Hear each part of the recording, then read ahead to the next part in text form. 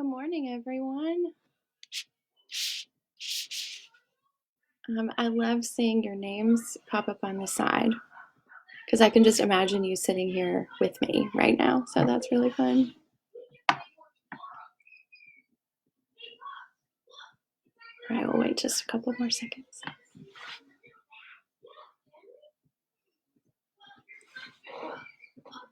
Can you hear me okay?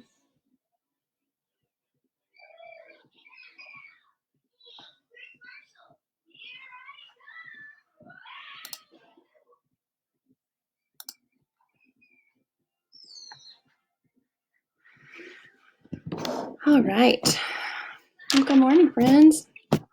I don't know how you are today, but I know for me, in the past few weeks, anytime it has rained, I have just felt this gloomy, sinking feeling in my spirit. But today it's raining and I don't feel that way today. It's almost, it's calming and it's stilling my soul. And there are still birds chirping outside my window, so I think that helps too. So I'm not sure why that is today, but today just feels a little bit different, and I'm just wondering about that. So, oh good, you can hear me, great. I've had trouble before at this location, so sometimes it pops in and out. So because it's raining, I am here at my desk at home. You can see the play kitchen in the background.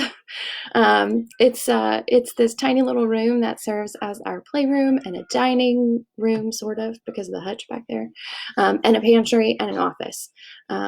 And so there are so many days when our little 1,300 square feet feels like 10 square feet. So if you see if you see Eliza pop in, it's because she has gotten bored with her millionth episode of Paw Patrol. So we'll just welcome her in if she joins us. So yesterday, Carol shared with us her thoughts as she was thinking about our text for Sunday and the theme of the freedom to be changed. And as I was listening yesterday, I just kept nodding over and over and over again. And afterward, I texted her because I wanted to unpack what she was talking about more, this forced emptying versus the choosing of the emptying. And if you haven't had a chance to listen to it yet, go listen to it. It was super helpful. And she talked a lot about, in this season of pandemic life where, how do you wrestle with freedom in the midst of choosing to isolate at home, or that life being forced upon you to choose to be at home. And so I wanted to reflect on that a little bit today. Her question, for those of you who know us really well, you know that Tyler has had a chronic illness for 13 years, and that affects our daily life in so many ways. And so yesterday when we were texting back and forth, Carol and I, this is what I wrote to her. I said, the answer to the question, of course, that can I choose a life that is already chosen for me is yes. You can choose it, but not without grieving it. And that is such hard work in the midst of chronic crisis. And even then, it's still hard to choose. It's also why forced is actually easier. And I think why we haven't chosen a slower, less consuming society of our own volition, because the chronic grief that comes with that feels impossible to survive. And so we kept chatting about all the things, and I'm certain one day we'll come to some conclusions about that and we'll share those. But for today, I've been wrestling with what to share from my own experience, because as one who, we live with chronic illness in our midst and have walked through 6 years of infertility, I'm really familiar with the forced emptying of all the things, the dreams, the hopes, the imagination, the creativity. And so 2 stories come to mind. So I'll share those and then we'll reflect together. The first one, as a kid, I grew up in ranch-style houses. So our whole family on one floor, and my family was, of course, my parents, and I have 2 siblings. So there were 5 of us. And we had and for most of my growing up years, considerably more space than I live in now. So it wasn't like we were like smushed in or anything. And I shared a room with my sister in our teen years. And as an introvert, I always wanted my own space. In my childhood mind, that equated to a house with multiple levels. I wanted, steps in my bedroom and the ability to like go away from people and not always be on the same floor. I don't know why. I guess it was for escape or silence or just rest from all the things, but that was really important to me. And in adulthood, that's what I wanted. And so when Tyler got sick, one of the biggest dreams I grieved was this realization that I'm never going to live in a multi-story house. So this death of this childhood dream felt like it was so hard, because that dream is what had felt like it could save my spirit as an adult and an introvert, and it was just gone. And so I've accepted that reality now, but I still grieve the loss. And I have realized though now, I am pretty sure my knees and my back have convinced me that no stairs is really okay. But I still grieve that loss, that it wasn't ever reality. So that's story number one. Story number two, I remember a staff retreat a really long time ago. We used to go to St. Meinrad for staff retreats. And I remember, if you've ever been to St. Meinrad, you know it's beautiful and it's unique. And we always ate in the dining room. And we would sit and we would share all about our lives. And, the staff would share about their recent trips or things that they were looking forward to. And one of the staff, I'm trying to keep it anonymous because I didn't ask them about telling this story first, talked about how they, just being on a trip and taking long walks on the beach with their spouse. And I remember sitting at that wooden table and just melting, because it was a trigger for me that I realized that wouldn't be something that we ever got to do. There was not ever going to be a long walk on the beach in adulthood on a vacation. It's just not how our life was going to go. And so I share these two stories, not to make you feel sorry for me. Although I do realize that sharing stories about real life experiences that I've worked through, like if you hear them for the first time, they might feel like a lot because you are perhaps feeling my grief.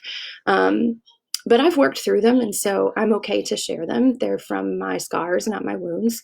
But I share them as examples of how we can grieve so deeply everyday life when everything about our world is turned on its head.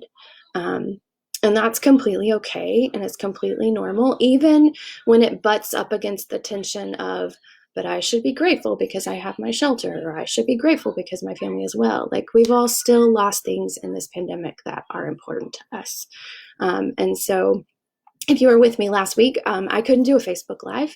I posted a photo instead, and I wanted to hear from you what you were grieving, and what joys had surprised you. And I think that's where that question came from. What are we grieving? And to name it, that's okay. So one of the things that I've been struggling to name for you and for myself is that even in the midst of a pandemic, I'm not personally feeling all that much stress. And I know that sounds absolutely crazy. And of course, I feel the stress of parenting a 4-year-old, and I do have a chronically ill spouse, and we are working full time. But all of that was true before this all started, and none of those stresses have changed for us. In fact, for us, life has gotten a lot simpler. We're not running the race of days to meld into all the typical patterns of modern American life. I'm not juggling pick up and drop off of Eliza to school, and I'm not racing back and forth to meetings or extracurricular activities. And it's just this really strange reality to suddenly have the rest of the world going at our slow pace. It's really strange. And yet for us, it's incredibly freeing. So this forced emptying is actually freedom for us in a weird way. And so I've been reflecting on how how can I experience this freedom from this forced emptying, while you might be experiencing more constraint or more wrestling or more struggle or more grief. And so as I was thinking about this today, I've been reminded of something I learned at Godly Play training several years ago. And I know when I talk about Godly Play, I sound like a broken record because I love it so much. But it has absolutely changed my life as an adult, even though it was designed for children. And so I'm never going to stop talking about it. So just know that. One of the things we learned in that training was from a 3-dimensional story. And it talked about how we need a language for our faith so that we can begin to wrestle with and verbalize the encounters with the existential limits of our lives. And so, of course, then the story reflected on, well, what are existential limits? Well, they are those things that frame our life. They are the things that we can't get around just because we are human. We cannot escape them. And so Godly Play talks about the fact that there are 4 of them. The first one is aloneness. We come into this world alone. Even if we have a twin, there is no one else inside our skin, just us. And in the midst of saying that in the story, there's like a box on the floor. And there's just a tiny baby, that's this little doll baby that's put on the box. The second freedom is the second existential limit is freedom, the fear of and the search for it. And the image that went with that was a butterfly. And the third is the search for meaning. So who am I and how did I get here? And what is this all about? And what am I supposed to do with my life? And the image that went with that was a question mark. And then the last one was death. And the image that went with that was an hourglass, time passing. And so they reflected with us on, by giving children the language of our faith, they can share with us and they can verbalize so that we can help them as they encounter these 4 existential limits that we all face. 1 second, okay? I'm not sure what day you're going to go to the dentist, sweetie. Oh, okay. We'll figure that out soon. So we can help our children and ourselves encounter these 4 existential limits that we all face if we can find the language to do that. And so isn't that what we're all facing right now? We need to find the language that helps us be comfortable to share and verbalize what we're encountering as we push up against these 4 things about being human. And I think it's why the pandemic season feels so overwhelming, because it's pushing us up against all of them at one time. So with that in mind, I have been thinking about Carol thought about the Acts text yesterday. I've been thinking about the Luke text, which is about the 2 disciples who are walking and talking about all that they've experienced with Jesus's death and or not even resurrection at that point, just his death. And they haven't seen Jesus, but Jesus shows up and they don't recognize him. And Jesus, in this classic move, because they don't recognize him, just says, okay, I'm curious, what happened? Tell me about it. And I wonder why Jesus did that, to hear where they are, to know how they're processing it. Like, it's just classic. And so they share, and Jesus listens, and they still don't recognize him. But ultimately, even at the end of all of that, they still show up, if you will, in their hospitality and caring for a fellow person on the road. And then in the practicing, it becomes clear who Jesus is around the table, because they have just practiced and shown up to what they know is their faith. They recognize him. And so I think the word of encouragement I have for us, from my own experience, from the existential limits and from scripture, is that we can't practice our faith right now in the ways that we're used to. We can't gather in the same ways, but we can show up to whatever is before us. Nadia Bolz-Weber once preached a sermon about Mary Magdalene, and her faithfulness to show up at the tomb of Jesus on Easter morning. And she said, this is what she said, and I'm like reading from my computer screen over here. My bishop, Alan Bjornberg, once said that the greatest spiritual practice isn't yoga or praying the hours or living in intentional poverty, although these are all beautiful in their own ways. The greatest spiritual practice is just showing up. And in some ways, Mary Magdalene is like the patron saint of just showing up, because showing up, this is what I want to hear, showing up means being present to what is real, what is actually happening. She didn't necessarily know what to say or what to do or even what to think, but none of that is nearly as important as the fact that she just showed up.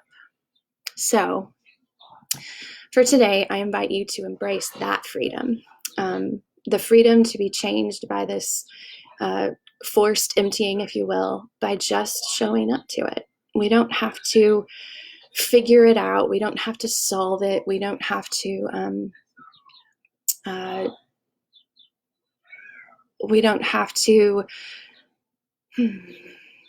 trying to find the right words. We don't have to magically turn it into an amazing experience. We just have to show up to it, and be present to it. And then I wonder if we might be so incredibly surprised by what is revealed and what of God we suddenly see in a new way. So those are my words for today. I hope that each of you are well. I miss all of you. I do want to ask, since we're at the end of this, you might have seen in the newsletter that one of our ministry groups, Faithful Giving, wants to help us stay connected in this season. And they would love for you to share words, stories, a video, about anecdotes about what Highland means to you. You can see in the newsletter what the specifics are. But we want to find some ways to stay connected to each other, even when we're apart. And I think telling our stories, just like I shared part of mine today, helps us do that. It helps us stay connected and get to know each other, even when we are apart from each other. So I encourage you to do that.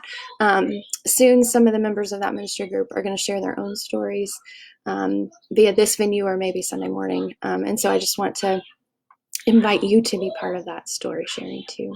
So take care of yourselves, friends. Stay safe and healthy at home, and show up and see what God might reveal to you today and in the days to come. We'll see you later.